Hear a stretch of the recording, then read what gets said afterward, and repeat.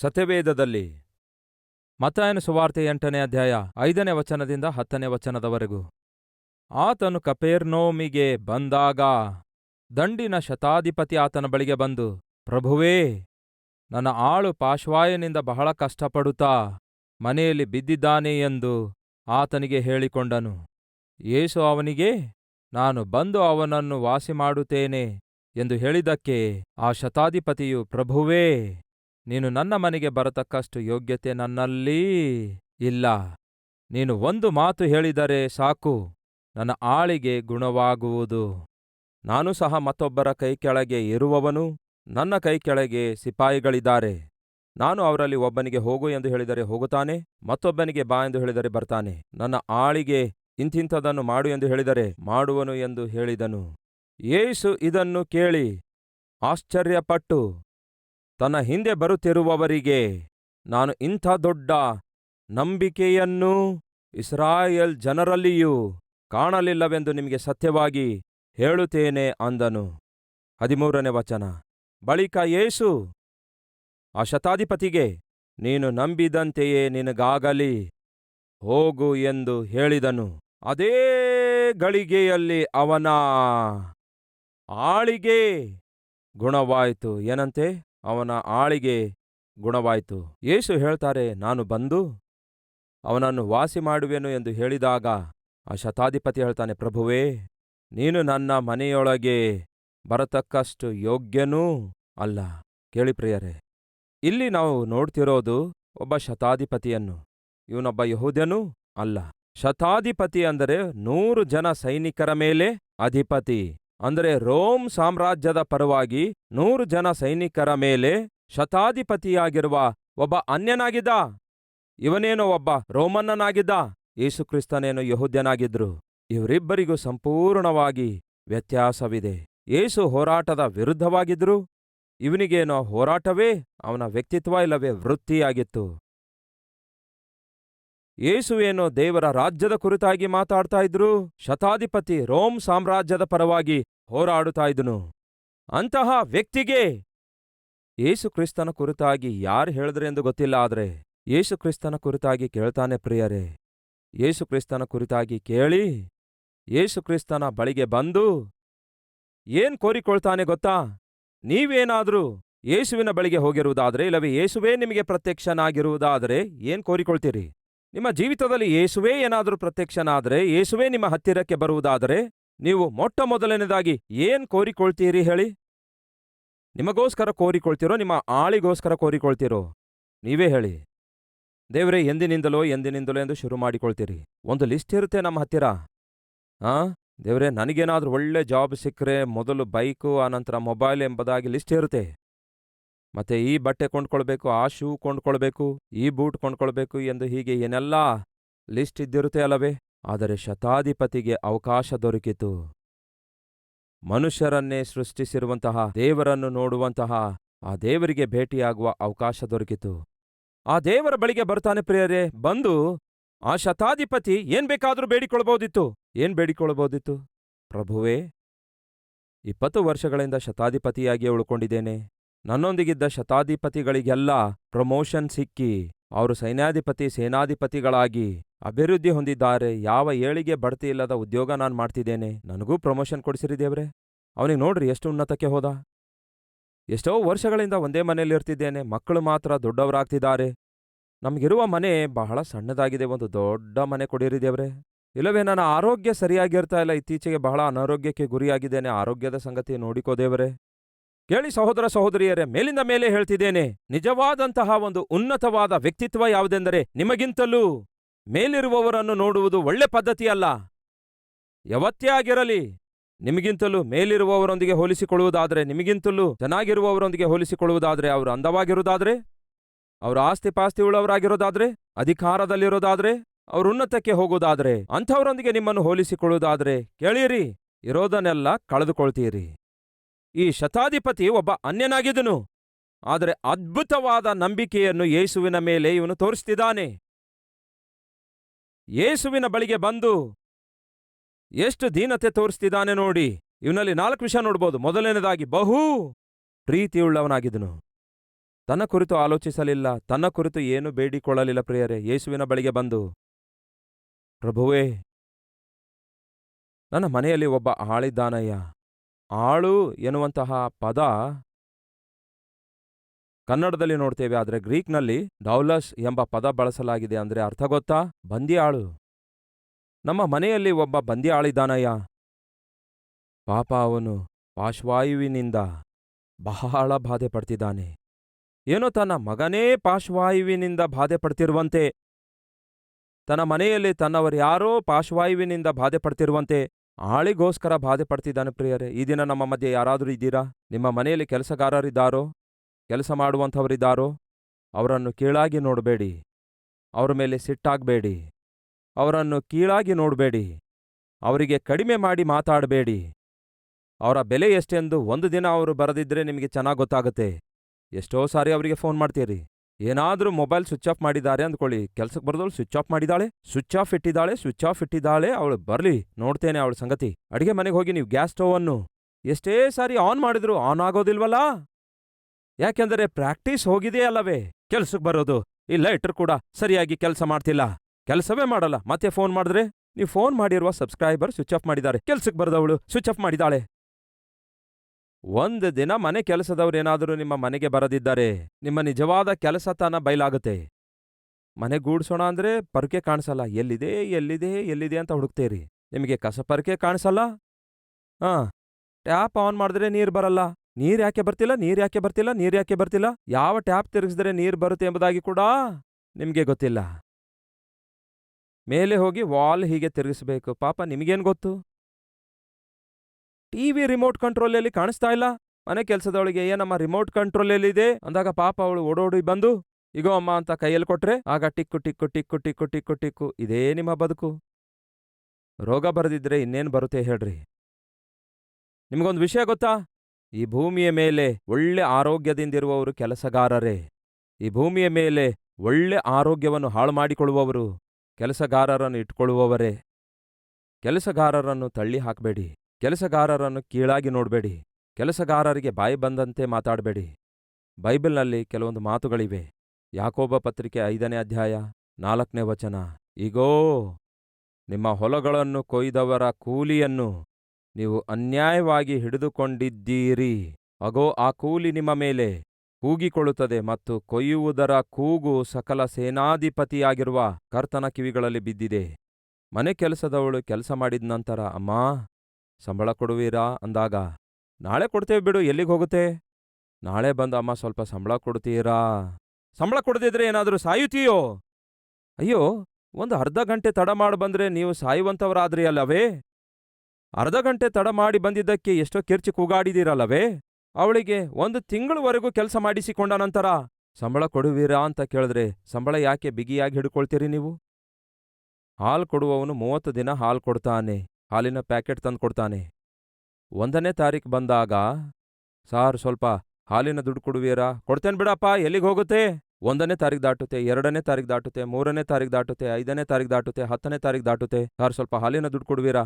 ನಾನು ಬೇರೆಯವರಿಗೆ ಕೊಡ್ಬೇಕು. ಕೊಡ್ತೇನೆ ಬಿಡಪ್ಪ, ಕೊಡದಿದ್ರೆ ಏನು ಸಾಯ್ತೀಯಾ? ಯಾವಾಗ ನೋಡಿದ್ರು ದುಡ್ಡು ದುಡ್ಡು ಅಂತ ಹೇಳ್ತಿ. ಅದು ಒಳ್ಳೆತನ ಅಲ್ಲ, ಮಾನವೀಯತೆಯೂ ಅಲ್ಲ. ಹಾಲು ಕೊಡುವವನೇನಾದ್ರೂ ಅರ್ಧ ಗಂಟೆ ತಡ ಮಾಡಿದ್ರೆ ಸರಿಯಾದ ಸಮಯಕ್ಕೆ ಟೀ ಹನಿ ಬಾಯೊಳಗಡೆ ಹೋಗದಿದ್ರೆ ಅಬ್ಬಬ್ಬಬ್ಬಬ್ಬಬ್ಬ, ಯಾಕೆ ಅವನು ಬರಲಿಲ್ಲ, ಎಲ್ಲಿ ಸತ್ತಿದ್ದಾನೆ, ಬಂದೇ ಇಲ್ಲ, ಅಯ್ಯಯ್ಯಯ್ಯಯ್ಯೋ, ಎಷ್ಟು ಶಾಪನಾರ್ಥ ಹಾಕ್ತೀರಿ, ಬೈತೀರಿ. ಸ್ವಲ್ಪ ತಡ ಮಾಡಿದ್ದಕ್ಕೆ ಎಷ್ಟೋ ಕಿರ್ಚಿ ಕೂಗಾಡ್ತೀರಿ. ಮತ್ತೆ 30 ದಿನಗಳವರೆಗೂ ಲೀಟರ್ವರೆಗೂ ಕುಡ್ದಿದ್ದೀರಲ್ಲವೇ ಟೀ, ಕಾಫಿ, ಮಜ್ಜಿಗೆ. ಮತ್ತ್ಯಾಕೆ ಅವನಿಗೆ ಕೊಡಬೇಕಾದ ಹಾಲಿನ ದುಡ್ಡು ನೀವು ಕೊಡ್ತಾ ಇಲ್ಲ? ಯಾಕೆ ಮನೆ ಕೆಲಸದವಳು ಅಷ್ಟು ಕಷ್ಟಪಟ್ಟು ಕೆಲಸ ಮಾಡಿದ ಮೇಲೆಯೂ ಒಂದು 10 ನಿಮಿಷ 15 ನಿಮಿಷ ತಡ ಮಾಡಿ ಬಂದ್ರೆ ಯಾಕೆ ನಿಮಗೆ BP ಬರುತ್ತೆ? ಯಾಕೆ ನಿಮಗೆ ಟೆನ್ಷನ್ ಬರುತ್ತೆ? ಮತ್ತೆ ತಿಂಗಳ ಕೊನೆ ಬಂದ ಕೂಡಲೇ ಸಂಬಳ ಕೊಡುವಾಗ ನೀವು ಯಾಕೆ ಬಿಗಿ ಹಿಡಿಯುತ್ತೀರಿ? ದೇವರ ವಾಕ್ಯ ಹೇಳ್ತದೆ, ಕೆಲಸಗಾರನು ಕೆಲಸ ಮಾಡಿದ ನಂತರ ಅವನ ಕೂಲಿ ಒಂದು ವೇಳೆ ನೀವು ಬಿಗಿಯಾಗಿ ಹಿಡಿಯುವುದಾದರೆ ದೇವರು ಮೇಲಿನಿಂದ ನೋಡ್ತಿದ್ದಾರೆ ಎಂಬ ಈ ವಿಷಯವನ್ನು ಮರೆಯಬೇಡಿರೆಂದು ಕರ್ತನ ನಾಮದಲ್ಲಿ ಮನವಿ ಮಾಡಿಕೊಳ್ತೇನೆ. ಎಫೆಸದವರಿಗೆ ಬರೆದ ಪತ್ರಿಕೆ 6ನೇ ಅಧ್ಯಾಯ 5ನೇ ವಚನ. ದಾಸತ್ವದಲ್ಲಿ ಇರುವವರೇ ಈ ಲೋಕದಲ್ಲಿ ನಿಮಗೆ ಯಜಮಾನರಾಗಿರುವವರಿಗೆ ಕ್ರಿಸ್ತನಿಗೆಂದು ಮನೋಭೀತಿಯಿಂದ ನಡುಗುವವರಾಗಿ ಸರಳ ಹೃದಯರಾಗಿಯೂ ವಿಧೇಯರಾಗಿರಿ. ಕೆಲಸ ಮಾಡ್ತಿದ್ದೀರಾ? ನೀವು ಒಂದು ಕಂಪನಿಯಲ್ಲಿ ಕೆಲಸ ಮಾಡ್ತಿದ್ದೀರೋ, ಒಂದು ಫ್ಯಾಕ್ಟರಿಯಲ್ಲಿ ಕೆಲಸ ಮಾಡ್ತಿದ್ದೀರೋ, ಒಂದು ಹಾಸ್ಪಿಟಲ್ನಲ್ಲಿ ಕೆಲಸ ಮಾಡ್ತಿದ್ದೀರೋ, ಒಂದು ಮನೆಯಲ್ಲಿ ಕೆಲಸ ಮಾಡ್ತಿದ್ದೀರೋ, ಕೆಲಸ ಮಾಡುವ ಸ್ಥಳದಲ್ಲಿ ಪೊಗರಿನಿಂದಿರಬೇಡಿ. ಕೆಲಸ ಮಾಡುವ ಸ್ಥಳದಲ್ಲಿ ಗರ್ವದಿಂದಿರಬೇಡಿರಿ. ನಿಮ್ಮ ಮೇಲಧಿಕಾರಿಗೆ ಬೆದರಿಸುವವರಾಗಿ ಬಾಧಿಸುವವರಾಗಿ ಇರಬೇಡಿರಿ. ಅವರು ನಿಮಗೆ ಕೆಲಸ ಕೊಟ್ಟಿರುವುದರಿಂದ ವಾಕ್ಯ ಹೇಳ್ತದೆ, ಯೇಸುವಿಗೆ ನೀವು ವಿಧೇಯರಾಗಿರುವಂತೆ ಅವರಿಗೆ ವಿಧೇಯರಾಗಿ ಇರ್ರಿ. ಮನುಷ್ಯರನ್ನು ಮೆಚ್ಚಿಸುವವರು ಮಾಡುವ ಪ್ರಕಾರ ಯಜಮಾನರು ನೋಡುತ್ತಿರುವಾಗ ಮಾತ್ರ ಸೇವೆ ಮಾಡದೆ, ಕ್ರಿಸ್ತನ ದಾಸರಿಗೆ ತಕ್ಕ ಹಾಗೆ ದೇವರ ಚಿತ್ತವನ್ನು ಮನಪೂರ್ವಕವಾಗಿ ಏನಂತೆ ನಡಿಸೇರಿ. ಮನುಷ್ಯರಿಗೋಸ್ಕರವಲ್ಲ, ಕರ್ತನಿಗೋಸ್ಕರ ಸೇವೆ ಮಾಡುತ್ತೇವೆಂದು ಚಿತ್ತಪೂರ್ವಕವಾಗಿ ಸೇವೆ ಮಾಡಿರಿ, ಕೆಲಸ ಮಾಡಿರಿ. ಒಬ್ಬ ಮನೆ ಕೆಲಸದ ಹುಡುಗಿ ಪಾತ್ರೆ ತಿಕ್ಕುತ್ತಾ ಇದ್ದಳು, ಚೆನ್ನಾಗಿ ಉಜ್ಜುತ್ತಾ ತೊಳೆಯುತ್ತಿದ್ದಳು, ಬಿಟ್ಟಿ ಕೆಲಸ ಮಾಡುತ್ತಾ ಇದ್ದಳು. ಮತ್ತೆ ಸಮಯ ಸಿಕ್ಕಾಗ ಒಂದು ಮೂಲೆಗೆ ಹೋಗಿ ಪ್ರಾರ್ಥನೆ ಮಾಡ್ತಿದ್ದಳು. ಆ ಹುಡುಗಿ ಯಜಮಾನಳು ಕೇಳ್ತಾಳೆ, ಏನಮ್ಮ ನೀನು ಇಷ್ಟು ಭಕ್ತಳಾಗಿದೆಯಲ್ಲವೇ, ಎಷ್ಟೊಂದು ಪ್ರಾರ್ಥನೆ ಮಾಡ್ತೀಯಲ್ಲವೇ, ದೇವರು ದೇವರು ಎಂದು ಹೇಳ್ತೀಯಲ್ಲವೇ, ಮತ್ತೆ ಇಷ್ಟೊಂದು ಪ್ರಾರ್ಥನೆ ಮಾಡಿದ್ರೆ ದೇವರು ಇದೇನು ನಿನಗೆ ಮನೆ ಕೆಲಸದವಳಾಗಿ ಮಾಡಿದ್ದಾರೆ? ಇದೇನು ದೇವರು ನಿನಗೆ ಮನೆ ಕೆಲಸದವಳಂತೆ ಪಾತ್ರೆ ಉಜ್ಜುವಂತೆ ತಿಕ್ಕುವಂತೆ ಮಾಡಿದ್ದಾರೆ? ಏನಾಗಿ ಹೋದ್ರು ನಿನ್ನ ದೇವರು ಅಂದಾಗ, ಅಮ್ಮ ನನ್ನ ದೇವರು ನಿಮ್ಮೊಳಗೆ ಇದ್ದಾರಮ್ಮ, ನಿಮ್ಮ ಸೇವೆ ಮಾಡಬೇಕೆಂದು ನನ್ನನ್ನು ಕಳಿಸಿದಾರಮ್ಮ. ನಾನು ಮಾಡುವ ಕೆಲಸ ಏನಿದೆಯೋ ಅದನ್ನು ನಿಮಗೆ ಮಾಡ್ತಾ ಇಲ್ಲಮ್ಮ, ನನ್ನ ದೇವರಿಗೆ ಮಾಡುತ್ತಿರುವಂತೆ ಮಾಡ್ತಿದ್ದೇನೆ ಅಂದಳು. ಮನೆ ಗೂಡಿಸುವಾಗ ನಿಮ್ಮ ಮನೆ ಗೂಡಿಸುತ್ತಾ ಇಲ್ಲಮ್ಮ, ದೇವರು ನನಗೊಂದು ಮನೆ ಕೊಟ್ಟಿದ್ದಾರೆ, ದೇವರು ಕೊಟ್ಟ ಮನೆಯನ್ನು ದೇವರು ನೋಡ್ತಿದ್ದಾರೆ, ಆ ದೇವರ ಮನೆಯನ್ನು ನಾನು ಶುಭ್ರವಾಗಿ ಗೂಡಿಸ್ತಿದ್ದೇನೆ ಅಂದಳು. ಬಂಡೆ ಒರೆಸುವಾಗ ನಿಮ್ಮ ಮನೆ ಬಂಡೆ ನಾನು ಒರೆಸ್ತಿದ್ದೇನೆ ಎಂದು ಭಾವಿಸ್ತಾ ಇಲ್ಲಮ್ಮ, ಈ ಮನೆಯಲ್ಲಿ ಕೆಲಸ ಕೊಟ್ಟಿದ್ದು ನನ್ನ ದೇವರು, ಹಾಗಾಗಿ ಆತನು ನನಗೆ ನೋಡುತ್ತಿದ್ದಾನೋ ಎನ್ನುವಂತೆ ನಾನು ಬಂಡೆ ಒರೆಸುತ್ತೇನೆ ಅಂದಳು. ಈ ದಿನ ನೀವು ಯಾವ ಕೆಲಸ ಮಾಡ್ತಿದ್ದೀರೋ ಆ ಕೆಲಸ ನಿಮ್ಗೆ ಯಾರು ಕೊಟ್ಟಿದ್ದಾರೆ ಹೇಳಿ? ದೇವರೇ ಕೊಟ್ಟಿದ್ದಾರೆ. ದೇವರು ಆ ಕೆಲಸ ಕೊಟ್ಟಿರುವುದಾದ್ರೆ ಯಾರು ನೋಡ್ತಿದ್ದಾರೆ ಹೇಳಿ? ದೇವರೇ ನೋಡ್ತಾರೆ.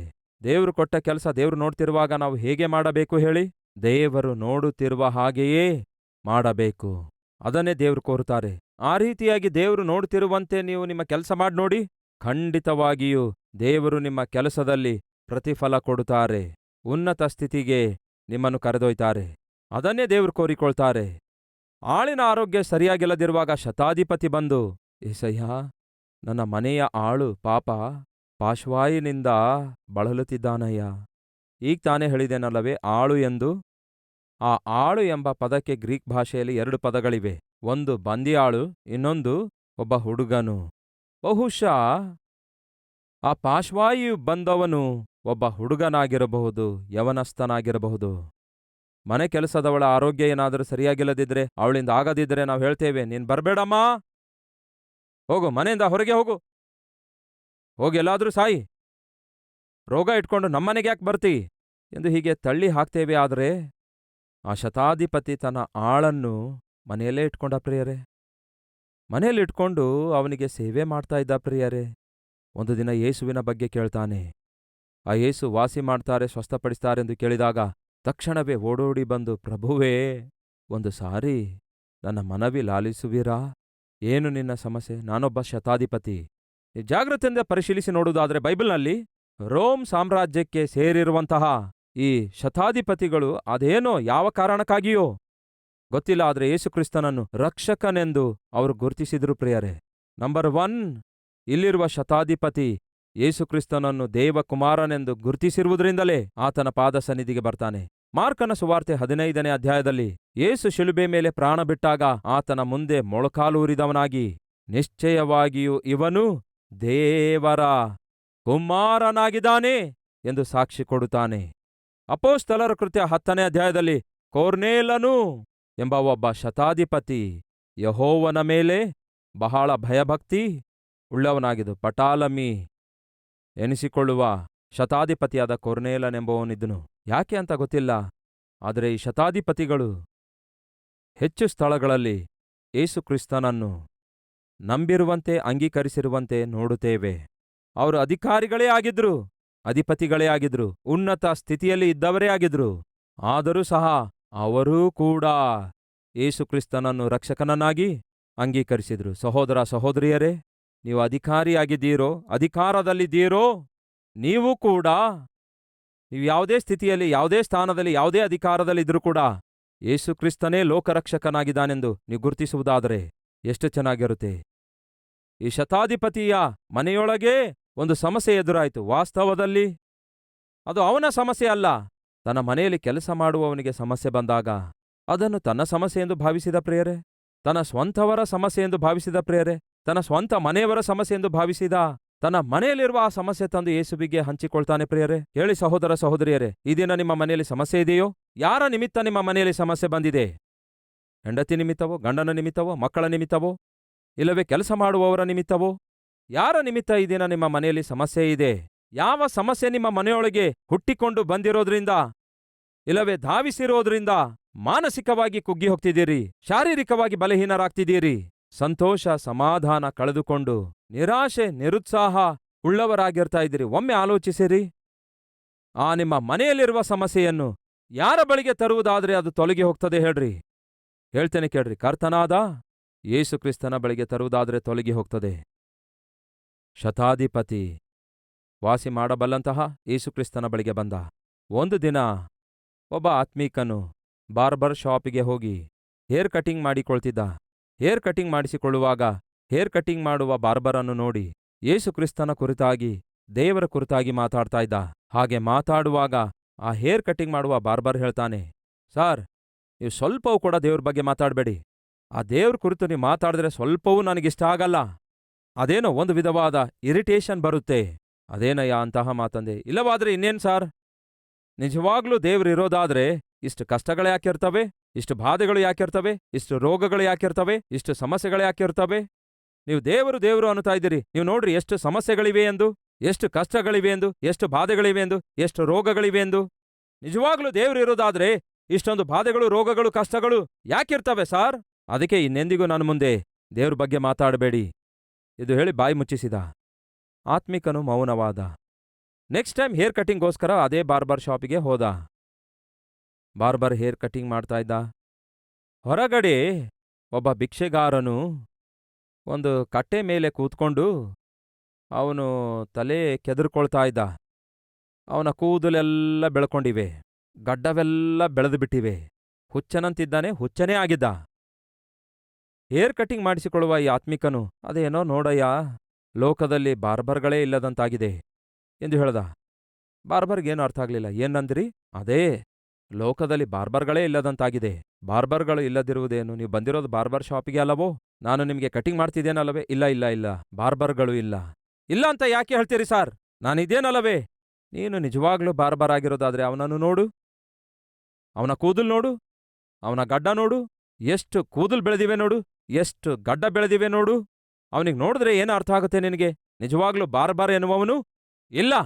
ಅದೇನು ಸಾರ್, ಬಾರ್ಬರ್ ಆಗಿರುವವರು ಇಲ್ಲದೇ ಇರುವುದೇನು? ಅವನು ಒಂದು ವೇಳೆ ನನ್ನ ಹತ್ತಿರ ಬಂದು, ದುಡ್ಡಿಲ್ಲಯ್ಯ, ಭಿಕ್ಷೆಗಾರನಾಗಿದ್ದೇನೆ ಎಂದು ಈ ರೀತಿ ಅವನು ಒಂದು ವೇಳೆ ನನ್ನ ಹತ್ರ ಬಂದು ತನ್ನ ಕಷ್ಟ ಹಂಚಿಕೊಂಡ್ರೆ ನಾನು ಕಟಿಂಗ್ ಮಾಡ್ತಿದ್ದೆ, ಶೇವಿಂಗ್ ಮಾಡ್ತಾ ಇದ್ದೆ. ಅವನು ನನ್ನ ಹತ್ರ ಬರದೇ ಇರೋದ್ರಿಂದ ಅವನು ದರಿದ್ರನಾಗಿದ್ದಾನೆ, ದರಿದ್ರತೆಯಲ್ಲಿದ್ದಾನೆ. ಅವನು ನನ್ನ ಹತ್ರ ಬಂದಿದ್ದೆ ಆದ್ರೆ ಚೆನ್ನಾಗಿ ಹೇರ್ ಕಟಿಂಗ್ ಮಾಡ್ತಿದ್ದೆ, ಚೆನ್ನಾಗಿ ಶೇವ್ ಮಾಡ್ತಿದ್ದೆ, ಅಬ್ಬೋ ಮಿಸ್ಟರ್ ಇಂಡಿಯಾನ ಹಾಗೆ ತಯಾರು ಮಾಡ್ತಿದ್ದೆ. ಅವನು ನನ್ನ ಹತ್ರ ಬರದೇ ಇರೋದ್ರಿಂದ ಅವನು ಹಾಗಿದ್ದಾನೆ. ಅವನು ನನ್ನ ಹತ್ರ ಬರಲಾರದಕ್ಕೆ ನಾನಿಲ್ಲ ಎಂದು ಅದರ ಅರ್ಥವೋ? ಆಗ ಹೇಳ್ತಾನೆ, ಮನುಷ್ಯನು ಕೂಡ ದೇವರ ಹತ್ತಿರ ಬರಲಾರದ ಮಾತ್ರಕ್ಕೆ ದೇವರು ಇಲ್ಲ ಎಂದು ಅರ್ಥವೋ ಎಂದು ಪ್ರಶ್ನಿಸಿದ ಪ್ರಿಯರೇ ಈ ಆತ್ಮಿಕನು. ಲೋಕದಲ್ಲಿ ಬಹಳ ಕಷ್ಟಗಳಿವೆ, ಬಹಳ ಸಮಸ್ಯೆಗಳಿವೆ, ಬಹಳ ಬಾಧೆಗಳಿವೆ, ಅನೇಕ ಜನರಿಗೆ ಬಹಳ ರೋಗಗಳಿವೆ. ಅವು ಇರುವುದರಿಂದ ದೇವರು ಇಲ್ಲ ಎಂದು ಅರ್ಥವೋ? ಅವೆಲ್ಲ ಇರುವವರು ಏನ್ ಮಾಡಬೇಕು? ದೇವರ ಬಳಿಗೆ ಬಂದಾಗ ಮಾತ್ರವೇ ದೇವರು ಅದ್ಭುತ ಕಾರ್ಯ ಮಾಡ್ತಾರಲ್ಲವೇ? ದೇವರು ಮಹತ್ ಕಾರ್ಯ ಮಾಡುತ್ತಾರಲ್ಲವೇ?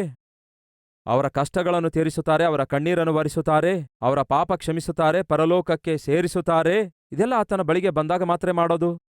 ಆ ದೇವರ ಬಳಿಗೆ ಮನುಷ್ಯರು ಬರದೇ ಇರುವುದರಿಂದ, ಬರಲಾರದೇ ಇರುವುದರಿಂದ ಮನುಷ್ಯ ಈ ಸಮಸ್ಯೆಗಳಿಂದ ಒದ್ದಾಡುತ್ತಾ ಇದ್ದಾನೆ. ಆ ಒಬ್ಬ ಭಿಕ್ಷೆಗಾರನ ಗಡ್ಡ, ಮೀಸೆ, ಆ ಕೂದಲು ಆ ರೀತಿ ಬೆಳೆಯಲು ಕಾರಣ ನೀನಿಲ್ಲದೇ ಇರುವುದು ಕಾರಣ ಅಲ್ಲ, ನೀನಿದ್ದಿ. ಆದರೆ ಅವನು ನಿನ್ನ ಬಳಿಗೆ ಬರಲಾರದ ಕಾರಣವಾಗಿದೆ. ಅದೇ ರೀತಿ ಈ ದಿನ ಮನುಷ್ಯರಿಗಿರುವಂತಹ ಅಶಾಂತಿಗೆ, ಅಸಮಾಧಾನಕ್ಕೆ, ಸಂತೋಷ ಇಲ್ಲದಂತಹ ಪರಿಸ್ಥಿತಿಗೆ, ಮನಃಶಾಂತಿ ಇಲ್ಲದಕ್ಕೆ ಕಾರಣವೇನೆಂದರೆ ದೇವರು ಇಲ್ಲ ಅಂತಲ್ಲ, ದೇವರಿದ್ದಾರೆ. ದೇವರ ಬಳಿಗೆ ಮನುಷ್ಯ ಬರಲಾರದಕ್ಕಾಗಿಯೇ ಈ ದಿನ ಅನೀತಿಗೆ, ಅಧರ್ಮಕ್ಕೆ, ಅಶಾಂತಿಗೆ, ಅಪವಿತ್ರತೆಗೆ, ಎಲ್ಲ ಅಪವಿತ್ರವಾದ ಚಟಗಳಿಗೆ ಕಾರಣ ಆಗಿದೆ. ಈ ದಿನ ನಮ್ಮ ಮಧ್ಯೆ ಯಾರಾದರೂ ಇದ್ದೀರಾ? ಅಪವಿತ್ರತೆಯುಳ್ಳವರು, ಅಶಾಂತಿಯುಳ್ಳವರು, ಅನೀತಿಯೊಂದಿಗೆ, ಅಕ್ರಮ ಜೀವಿತದೊಂದಿಗೆ, ಅಧರ್ಮದೊಂದಿಗೆ, ಅನ್ಯಾಯದೊಂದಿಗೆ ಜೀವಿತ ನಾಶ ಮಾಡಿಕೊಳ್ಳುವವರು ನಮ್ಮ ಮಧ್ಯೆ ಯಾರಾದರೂ ಇದ್ದೀರಾ? ಹಾಗಾದರೆ ಸಹೋದರ ಸಹೋದರಿಯರೇ, ದಯವಿಟ್ಟು ಕೇಳ್ರಿ, ಹಾಗೆ ನೀವು ಜೀವಿಸುವ ಅವಶ್ಯಕತೆ ಇಲ್ಲ. ಅಪವಿತ್ರವಾದ ಜೀವಿತದೊಂದಿಗೆ ನಿಮ್ಮನ್ನು ನೀವು ನಾಶ ಮಾಡಿಕೊಳ್ಳುವ ಅಗತ್ಯವಿಲ್ಲ. ಅಶಾಂತಿ ಅಸಮಾಧಾನದೊಂದಿಗೆ ನೀವು ಈ ಭೂಮಿಯ ಮೇಲೆ ಒದ್ದಾಡುವ ಅವಶ್ಯಕತೆ ಇಲ್ಲ. ಅಪವಿತ್ರವಾದ ಚಟಗಳಲ್ಲಿಯೇ ಸತ್ತು ಪಾತಾಳಕ್ಕೆ ಹೋಗುವ ಅವಶ್ಯಕತೆ ಇಲ್ಲ. ನಿಮ್ಮನ್ನು ರಕ್ಷಿಸುವುದಕ್ಕಾಗಿಯೇ ಕರ್ತನಾದ ಯೇಸು ಕ್ರಿಸ್ತನು ನಿಮಗೋಸ್ಕರವೇ ಈ ಭೂಲೋಕಕ್ಕೆ ಬಂದಿದ್ದಾರೆ. ಆತನ ಬಳಿಗೆ ನೀವು ಬಂದಾಗ ತಾನೇ ನೀವು ವಾಸಿಯಾಗದು. ಆತನ ಬಳಿಗೆ ನೀವು ಬಂದಾಗ ತಾನೇ ಆತನು ನಿಮ್ಮನ್ನು ಕ್ಷಮಿಸುವುದು, ನಿಮ್ಮ ಹೃದಯ ನೂತನಗೊಳಿಸುವುದು, ನಿಮ್ಮನ್ನು ಪರಿಶುದ್ಧಗೊಳಿಸುವುದು, ಪರಿಶುದ್ಧನನ್ನಾಗಿ ನಿಮ್ಮನ್ನು ಮಾರ್ಪಡಿಸಿ ಪರಲೋಕಕ್ಕೆ ಕೊಂಡೊಯ್ಯುವುದು. ಈ ಭೂಮಿಯ ಮೇಲೆ ನೀವು ಇರುವವರೆಗೂ ನಿಮಗೆ ಜೊತೆಯಾಗಿ, ನಿಮಗೆ ಆಧಾರವಾಗಿದ್ದು ನಿಮ್ಮ ಪ್ರತಿ ಅವಶ್ಯಕತೆಯನ್ನು ಆತನು ತೀರಿಸಲು ಸಾಧ್ಯವಾಗುವುದು ಆತನ ಹತ್ತಿರಕ್ಕೆ ಬಂದಾಗ ತಾನೇ.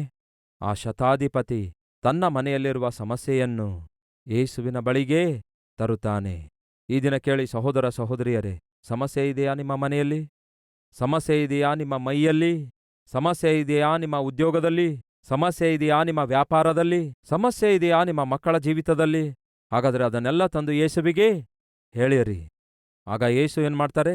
ಒಂದು ಮಾತು ಮಾತ್ರವೇ ಹೇಳಿದ್ರೆ ಸಾಕು, ನಿಮ್ಮ ಸಮಸ್ಯೆಯೆಲ್ಲ ಪರಿಹಾರವಾಗ್ತದೆ. ಒಂದು ಮಾತು ಮಾತ್ರವೇ ಹೇಳಿದ್ರೆ ಸಾಕು, ನಿಮ್ಮ ಸಮಸ್ಯೆ ಬೇರು ಸಹಿತವಾಗಿ ಕಿತ್ತು ಹಾಕಲ್ಪಡ್ತದೆ. ಶತಾಧಿಪತಿ ಅದನ್ನೇ ಹೇಳ್ತಾನೆ, ಯೇಸುವೆ, ನೀವು ನನ್ನ ಮನೆಗೆ ಬರುವ ಅವಶ್ಯಕತೆ ಇಲ್ಲ. ಒಂದು ಮಾತನ್ನು ನೀವು ಹೇಳಿದ್ರೆ ಸಾಕು. ಇಲ್ಲಿ ಒಂದು ಮಾತು ಹೇಳ್ರಿ, ನನ್ನ ಮನೆಯಲ್ಲಿರುವ ಸಮಸ್ಯೆ ಮಾಯವಾಗಿ ಹೋಗ್ತದೆ. ಈ ದಿನ ಯೇಸುವಿಗೆ ಒಂದು ಮಾತು ಹೇಳ್ರಿ. ಯೇಸುವೆ, ಒಂದು ಮಾತು ಹೇಳ್ರಿ ಯೇಸುವೆ, ನನಗಿರುವ ಸಮಸ್ಯೆ, ನನ್ನ ಮನೆಯಲ್ಲಿರುವ ಸಮಸ್ಯೆ, ನನ್ನ ಮೈಯಲ್ಲಿರುವ ಸಮಸ್ಯೆ, ನನ್ನ ಆರ್ಥಿಕ ಸಮಸ್ಯೆ, ನನ್ನ ಕುಟುಂಬ ಸಮಸ್ಯೆ, ನನ್ನ ಉದ್ಯೋಗದ ಸಮಸ್ಯೆ, ನನ್ನ ಅನಾರೋಗ್ಯದ ಸಮಸ್ಯೆ ಒಂದು ಕ್ಷಣದಲ್ಲಿ ಮಾಯವಾಗಿ ಹೋಗುತ್ತೆ. ಒಂದು ಮಾತು ಹೇಳಿರಿ ಯೇಸುವೆ ಎಂದು ಪ್ರಾರ್ಥಿಸೋಣ. ಪ್ರತಿಯೊಬ್ಬರೂ ಈ ಪ್ರಾರ್ಥನೆಯಲ್ಲಿ ಐಕ್ಯವಾಗಿರಬೇಕೆಂದು ಕೋರುತ್ತೇನೆ.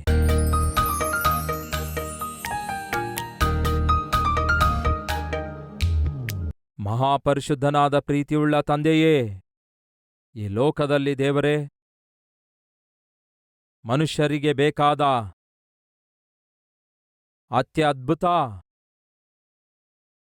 ಮಾನವರು ಯಾವ ಪಾಪದಿಂದ ಬಂಧಿಸಲ್ಪಟ್ಟಿದ್ದಾರೋ, ಯಾವ ಪಾಪಕ್ಕೆ ಬಂದಿಯಾಳುಗಳಾಗಿದ್ದಾರೋ, ಯಾವ ಪಾಪಗಳು ಮಾನವರನ್ನೆಲ್ಲ ಪಾತಾಳಕ್ಕೆ ಕೊಂಡೊಯ್ಯುತ್ತಾ ಇವೆಯೋ, ನಿತ್ಯ ನರಕಾಗ್ನಿಯಲ್ಲಿ ಯಾವ ಮಾನವರು ಸುಟ್ಟು ಸಾಯ್ಲಿಕ್ಕಿದ್ದಾರೋ, ಅಂತಹ ಭಯಂಕರವಾದ ಪಾಪಿಷ್ಟ ಸ್ಥಿತಿಯಿಂದ ಬಿಡುಗಡೆ ಹೊಂದುವಂಥದ್ದೇ ಮಹಾದೊಡ್ಡ ಅದ್ಭುತವಾಗಿದೆ. ಆ ಮಹಾದೊಡ್ಡ ಅದ್ಭುತ ಪ್ರತಿಯೊಬ್ಬರ ಮನೆಯಲ್ಲಿ ನಡೆಸಿರಿ ಯೇಸುವೆ. ನಮ್ಮ ಹೃದಯದಲ್ಲಿ ಅದ್ಭುತ ಮಾಡಿರಿ. ನಮ್ಮ ಹೃದಯ ಶುದ್ಧಿಯನ್ನು ದಯಪಾಲಿಸಿರಿ, ಪರಿಶುದ್ಧತೆಯನ್ನು ದಯಪಾಲಿಸಿರಿ. ಹಾಗೆಯೇ ದೇವರೇ, ಶುದ್ಧೀಕರಿಸಲ್ಪಟ್ಟ ನಮ್ಮ ಹೃದಯದೊಳಗೆ, ನಮ್ಮ ಜೀವಿತದೊಳಗೆ, ನಮ್ಮ ಮನೆಯೊಳಗೆ ಯಾವ ಅವಶ್ಯಕತೆ ಇದೆ ಎಂದು ನಿಮಗೆ ಗೊತ್ತು. ದೇವರೇ, ಅನಾರೋಗ್ಯ ಇರುವುದಾದರೆ ಸ್ವಸ್ಥತೆ ದಯಪಾಲಿಸಿರಿ. ಆರ್ಥಿಕ ತೊಂದರೆಯಾಗಿರುವುದಾದರೆ ಆರ್ಥಿಕವಾಗಿ ದೇವರೇ ಕನಿಕರ ತೋರಿಸಿರಿ. ನಿರುದ್ಯೋಗ ಸಮಸ್ಯೆಯಾಗಿರುವುದಾದರೆ ಉದ್ಯೋಗ ದಯಪಾಲಿಸಿರಿ. ಗರ್ಭಫಲ ಇಲ್ಲವೇನೋ ಅನುಗ್ರಹಿಸಿರಿ. ವಿವಾಹವಾಗಲಿಲ್ಲವೇನೋ ವಿವಾಹ ಮಾಡಿಸಿರಿ. ಕುಟುಂಬ ಕಟ್ಟಲ್ಪಡಲಿಲ್ಲವೇನೋ ನಿರ್ಮಿಸಿರಿ ದೇವರೇ. ನಮ್ಮ ಸಭೆಯನ್ನು ಆಶೀರ್ವದಿಸಿರಿ. ನಮ್ಮ ಸಭೆ ಎಂಬ ನಿಮ್ಮ ಮನೆಯೊಳಗೆ ದೇವರೇ ಉಜ್ಜೀವನವನ್ನು ಉಂಟು ಮಾಡಿರಿ ಎಂದು ಯೇಸುವಿನ ನಾಮದಲ್ಲಿ ಬೇಡಿ ಹೊಂದಿದ್ದೇವೆ ತಂದೆಯೇ, ಆಮೇನ್.